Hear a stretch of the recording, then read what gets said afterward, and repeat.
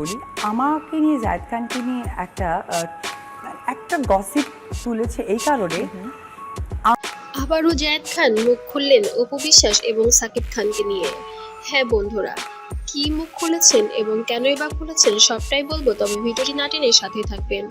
জায়েদ খান কাজের জায়গা আর গসিপিংয়ের জায়গাটা গসিপিং, আমাকে বা জায়েদ খানকে ঘিরে যে গসিপটা হয়েছে এটা লিটারালি একটা নায়ক নায়ক। এবার তার ভেরিফাইড ফেসবুক পেজে একটি পোস্ট দিয়েছেন যে অপুকে আমার কম্বলের তল থেকে হাতে নাতে ধরেছে সাকিব খান, সে কি বোঝে না যে সন্তানটা কার।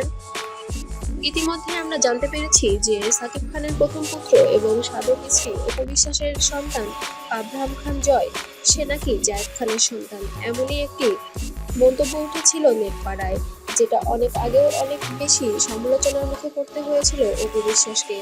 এবার যেন সমালোচনার ঝড়টাকে আর একটা মুখ দিয়েছে জায়েদ খান। বর্তমান বাংলাদেশের পরিস্থিতিকে কেন্দ্র করে জায়েদ খান দেশের বাইরে থাকায় যেন তাকে খুঁজে পাওয়া যাচ্ছে না, কিন্তু তার ফেসবুক পেজে সে যেন খুবই বেশি সবল হয়ে আছে। তবে বিভিন্ন সময় বিভিন্ন স্ট্যাটাসের মাধ্যমে বিষয়টিকে বিতর্কিত করতে চাচ্ছে জায়েদ খান। এবার বলছে যে সাকিব খান কি বোঝে না যে সন্তানটা আমার, তারপরেও কেন নিজের সন্তান বলে দাবি করে সাকিব খান, বুঝি না। তবে এবার যেন জায়েদ খানের পেছনে আদা জল খেয়ে লেগেছে বলিউড সুপারস্টার সাকিব খান।